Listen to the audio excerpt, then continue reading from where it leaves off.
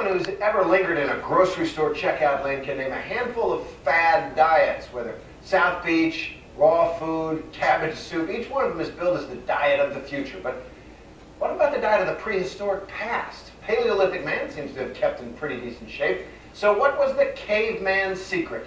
Here's John Berman for our series, You Are What You Eat.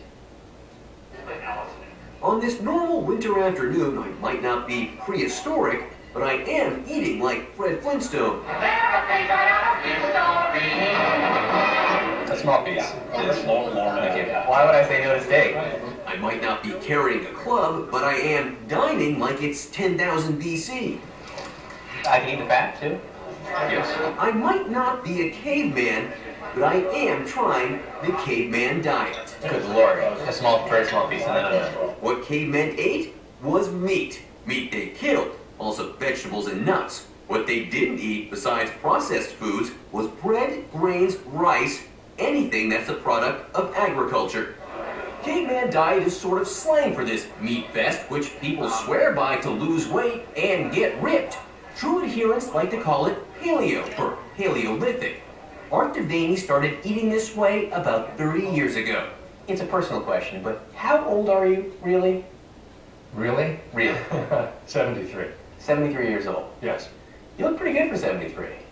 Thank you. I think biologically I'm not 73. Trying to improve the health of his family, he decided that human beings were designed to eat like our caveman or Paleolithic ancestors. So when people call you a caveman, people call you a Neanderthal, you say? Sure. Actually, the human species at that time, large, powerful, bigger brains, they gave us all that we have. When was the last time you had a bagel? What's a bagel? Actress Megan Fox is rumored to be a fan, and nutritionists we spoke to seem to have no major problems with it. It balances meat with a lot of fresh vegetables. I think it's very popular. It's very, very popular. I know many, many people who swear by the caveman diet, which basically saying no processed food, which is positive. I mean, the average person should be staying away from more processed foods. I would say that if they're able to maintain that and they're choosing lean meats and they're really watching the fat, then, then it's okay for them. In today's world, you can't eat like a hunter and gatherer if you're sitting on the couch. And it isn't just the eating. There's a whole paleo lifestyle. DeVany, the author of The New Evolution Diet, tries to work out like a caveman too, which is why he does stuff like this. Pulling your Range Rover? This is hauling heavy bison out of the pit. You're using every single muscle in your body. You're not going to hurt yourself by overdoing repetitions or anything like that. You're not going to hurt yourself by pulling your truck? It's easy. Yeah. I mean, it's easy for me. Because it looks like a lot of things to me, easy's not the one that pops to mind first. But Art isn't alone. At gyms across America, paleo converts are committed to paleo workouts. No jogging, spinning, or Pilates here. So we're progressing from doing our power clean to a push jerk, and then jumping up to the bar, and from our whole hominid past, like running and jumping and escaping a predator, or being able to get up into a tree to be able to get some food. Robb, author of The Paleo Solution, runs a gym like this in California.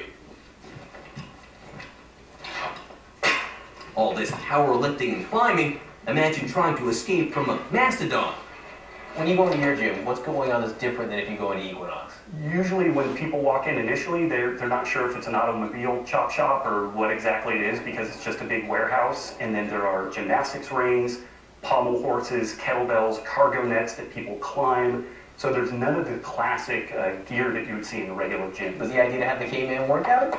To a degree, but it's not a historical revisionist kind of thing. I mean, we're not scratching around under bushes and getting poison oak on us. It's trying to make full-body functional movements that are fun. And because we do it in a group format, I think a lot of the success of my gym and the gyms like it is that there is that tribe element to it. We are in Park Slope in Brooklyn, New York, at CrossFit South Brooklyn. And 3, hold. At the gyms, they love the tribe. And recover. It's transformative, both physically, mentally, and socially.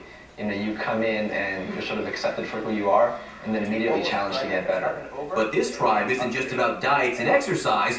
While the workouts look tough, the tribe knows how to play too. In this CrossFit gym in Brooklyn, they had about 70 people in their Paleo challenge, eating, living, lounging, and partying like our ancestors. So you've converted 1 million people, but the core members, I mean, who are the people really into this? You would think it's totally the lunatic fringe, but it's everybody. So it's, not people wearing bearskins and carrying clubs. No. There's a lunatic fringe of that, and it's funny for everybody, us included, but that's not the typical person at all. So next time you see a fit guy in a business suit, run to the caveman. I'm John Berman for Nightline in New York.